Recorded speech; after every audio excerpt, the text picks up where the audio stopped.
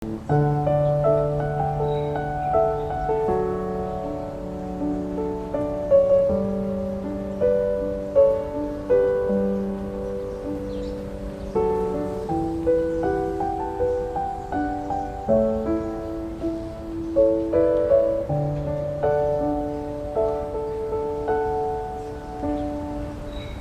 实5年前我刚进大学的那个时候，我跟你们想的也是一模一样的。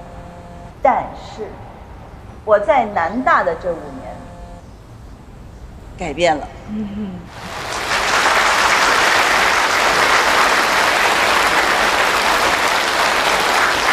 陈老师，您刚刚提到了您常年办案，对您的写作有很大的素材的提供。那么，你可不可以跟我们分享几个对您印象比较深刻的案件？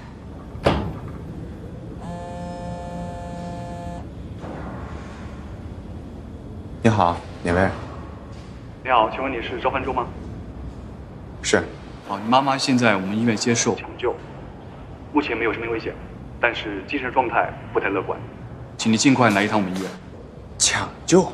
对，旅行团观光巴士发生侧翻，病人手腕事故骨折，还在昏迷中。在哪个医院？海城人民医院。好，我知道了，我马上赶过来，谢谢。其实很多案件真的是特别令人发指、愤怒和难过，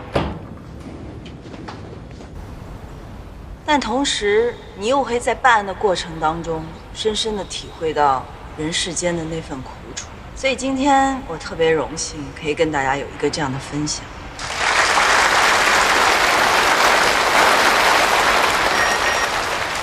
其实提到案件，我其实颇有感触。因为虽然我不是学法医系的，但是呢，我是老师您的忠实书粉，老师每一本书我都看过。每一本？对，每一本都看过。你最喜欢哪一本？我最喜欢老师那个密室系列的，里面有一本是《密室之不可逃脱》。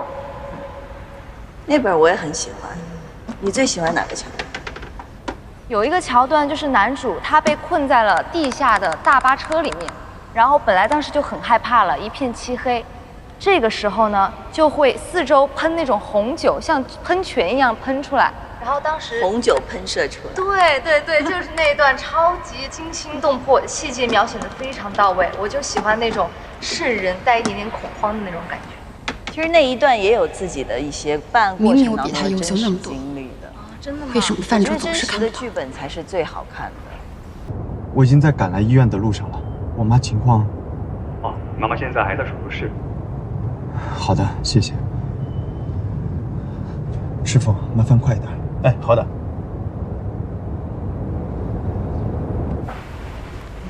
周晓，谢谢你今天对我的帮助。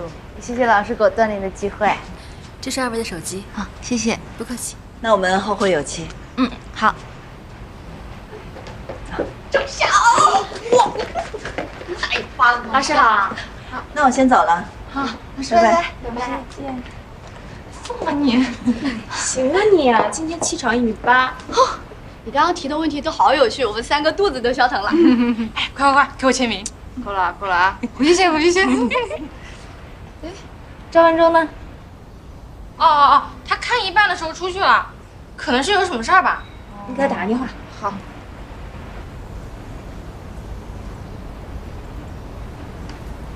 您好，您拨打的电话暂时无法接通，